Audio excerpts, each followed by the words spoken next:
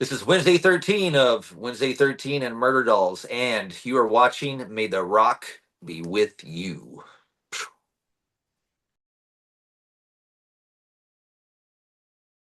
Hey, Wednesday, welcome back to May the Rock Be With You. We've spoken a lot over the years, so it's actually great to actually do this. I've never actually done a Zoom or a video with you. Okay, I remember the name, so yeah, hello, finally we meet. We do, but it has been 6 years since we last chatted, which is a long time. Let's catch up though. How have the last 6 years been for you?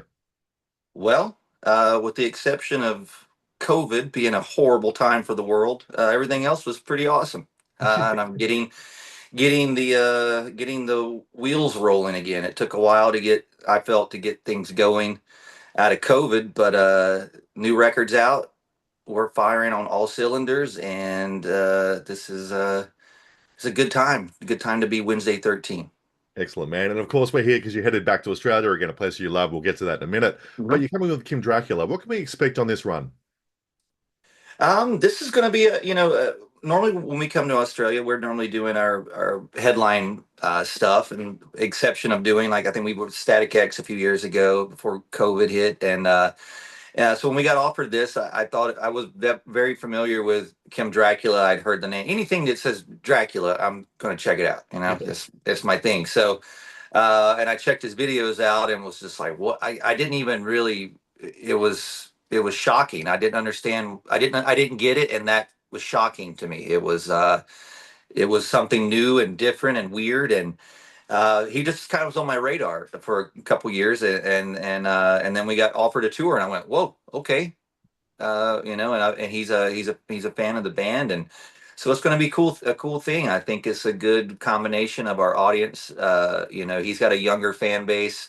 I've been doing this for a while, and I have a younger fan base too. So it's a good opportunity for me to get in front of a different audience, instead of just I'm always trying to grow and build the band, and get more fans. I tell people all the time, we're your favorite band, you just don't know it. Yes.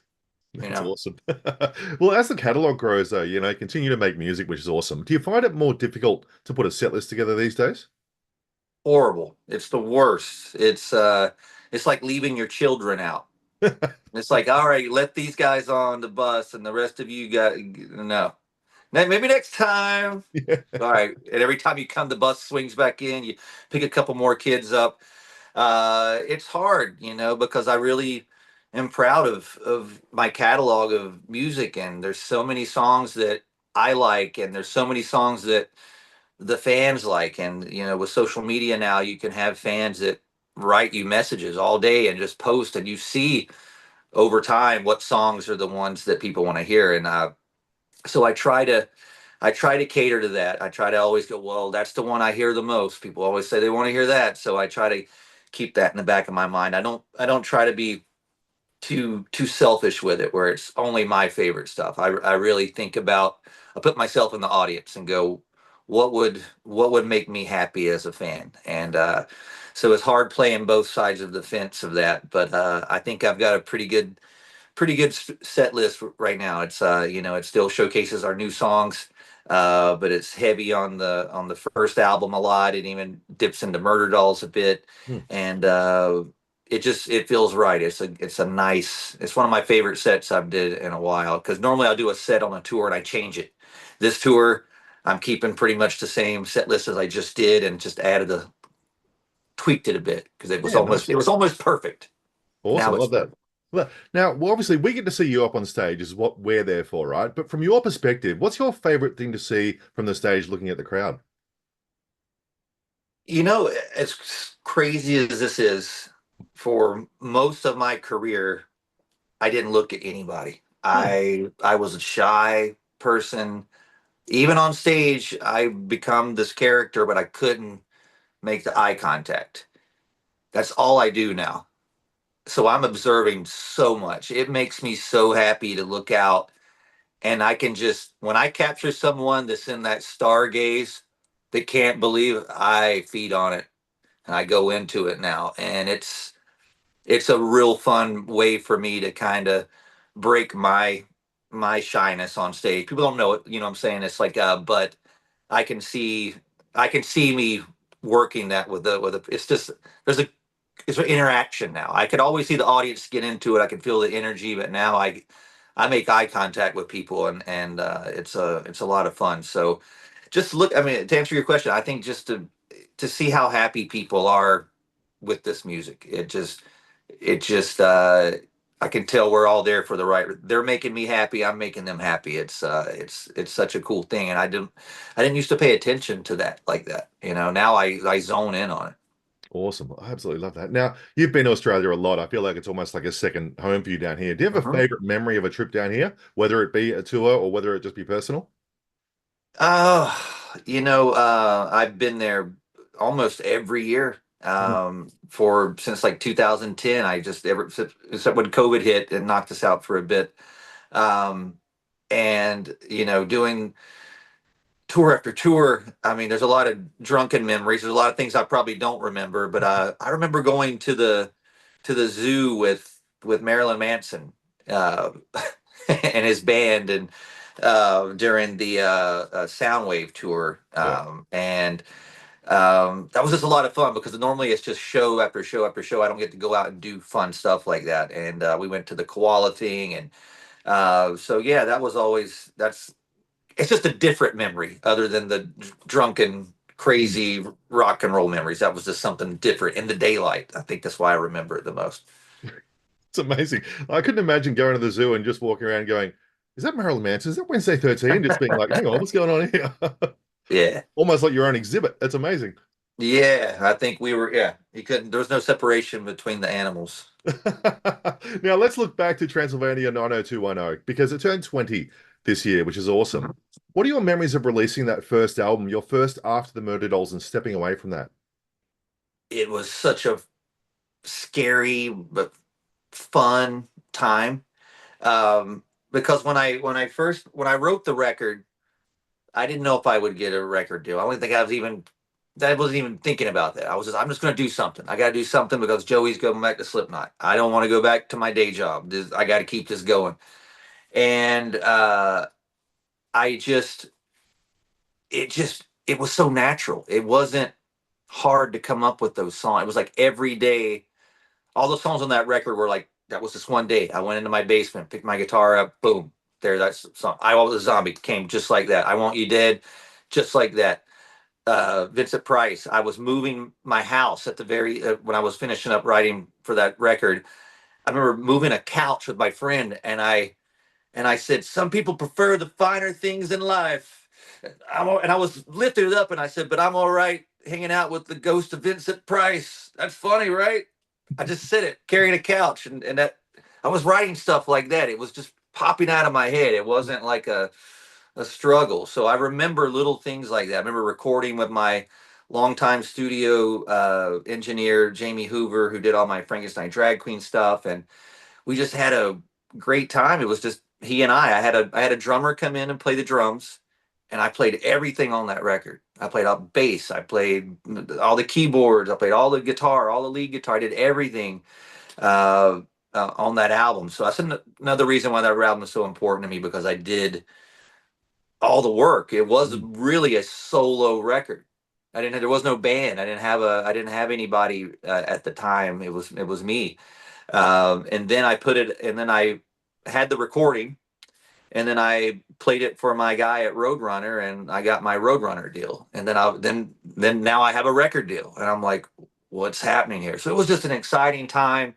It didn't seem like it was real because everything was positive. Everything was it was happening. It was not even like a struggle. It was like, now you got a record deal. Okay, now you're going to go on tour all summer. And our first time, not our first time, but my first time going to Australia, 2005 on the album. So it was just everything was happening and being kind of thrown at me around that time up the buzz of Murder Dolls. So it was a good time, and it was an honest time.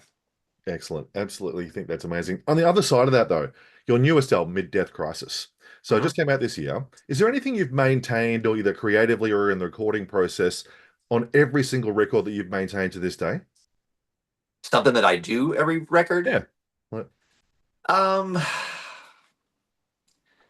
I don't know exactly. I mean, I don't know exactly if mm, there's anything I do this the same every time. I tried to do this album a little different than what I normally do because most of the time I get frustrated with the way I have to do stuff in the past. So this is the first time I actually didn't write the album with a drum machine and made a drum machine. I had my drummer come over and go, "Hey, play this beat I'm hearing in my head. Now do this. Now do this." And then we wrote this so it was human Mm. this time. So that was something that I did this time that I wanted to change. I think this record, like I said, I want to do something a little different. So I'm not really answering your question, That's all right. Good. um, but no, I kept it bare bones uh, I worked really hard on it, but I didn't I didn't overdo it, and that can be something that can ruin a record sometimes. So I think I know when to stop, and I finally think I know what Wednesday 13 is after 20 years. And what's the answer to that? Um, I don't know if I can actually answer. I just know it. I know when I hear it. I know when that's right, and I know when it's wrong. And over the years, like any of my favorite bands, I experimented with my sounds, and over the last few albums, not this last album, but before that, I went down the heavier route, and now I think I've returned back to where I started, and it makes me realize that's kind of the direction I should have stayed in, because it's I keep coming back to it, and that's what's natural for me. And this new album, I wrote it as natural as I did the Transylvania record, so that's why it seems very similar to me in the writing process. And I had such a good time writing and recording this album. So that of my catalog, the first and this newest one are my favorite things I've recorded and released. Excellent. Like a little book in there. That's awesome. Yeah, yeah. Now, in the 33 odd years you've been making music, which is nuts to think about because you're the same age as me, and it's just like you've been doing it for like ever. What's the Yeah, main thing you've learned about being in a band or the music industry that you didn't expect was a part of it when you started at all? being the boss and having to make this a business as much as I hate to say it, but I joined a band to not get a job. I wanted to be in the business to not have a job, but it is a job. And I think that was something I had to realize, is that there's business things you gotta do. You gotta handle situations. Sometimes you get band members that aren't working, or crew members or something. You gotta be the boss and go, you gotta go. Mm. And then you're like, whoa, I never ever imagine I'd be a guy that had to fire someone, or something, ever. And so that's the one thing I didn't expect to do. But now I'm great at firing people. Good to know. Yeah. Now, we talked about your children before and getting on and off the bus. I always like to ask this because is there one song in your entire catalog that's a favorite for you that you feel like doesn't get enough love or that you really want people to listen to that don't? Oh, doesn't get enough love. That's a good question. What's the song that I like? I'm trying to think if there's anything that I've released and I'm just going, why didn't that one work? Yeah, that's what I Uh, mean. Yeah.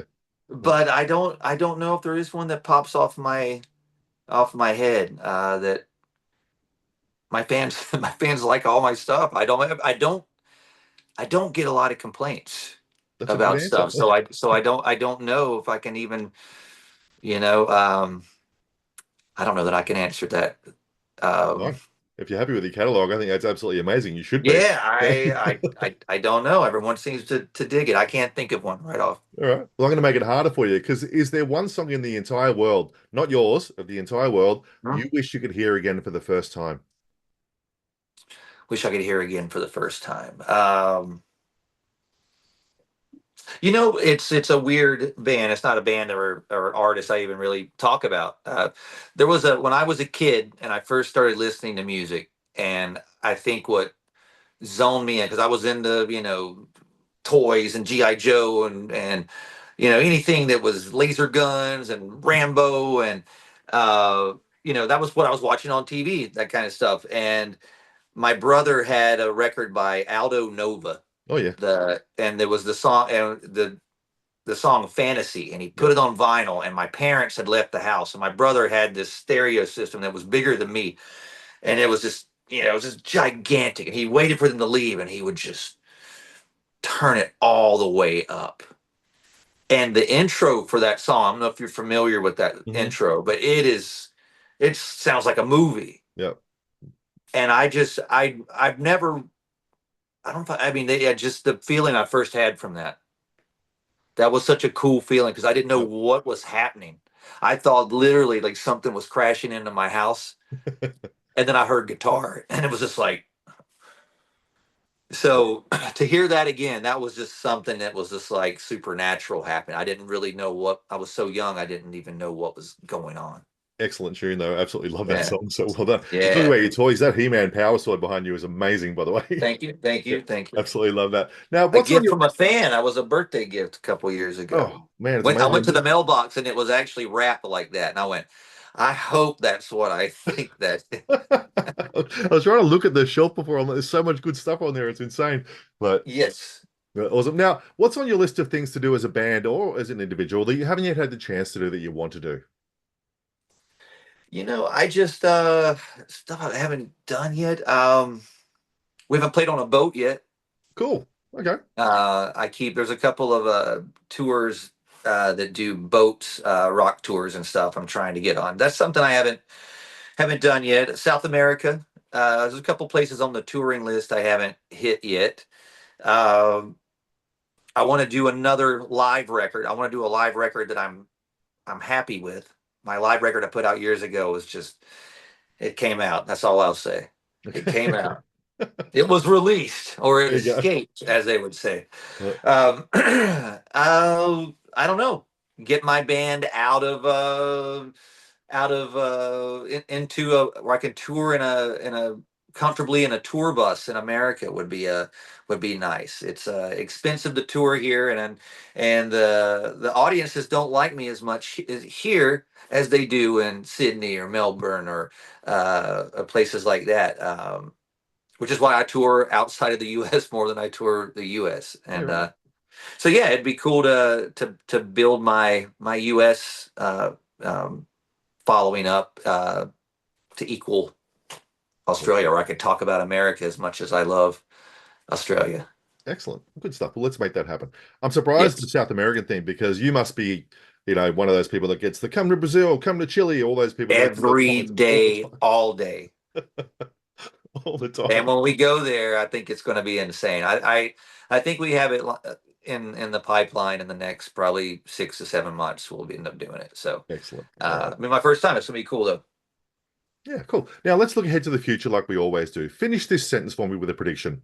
In 2026, Wednesday 13 will. Hopefully, be alive. Oh, geez, I fucking hope so. We'll still be on Earth. All right, well, we'll go with that, and we're Yeah, happy with that yeah, answer and make sure that yeah. happens. Oh, so good. Wednesday, absolute pleasure to talk to you again, mate. It's great to see you, like we said. So thank you Yeah, for but see you in Sydney. yes. See you soon, man. Thanks, buddy. Bye. All right, man. Take care. Bye.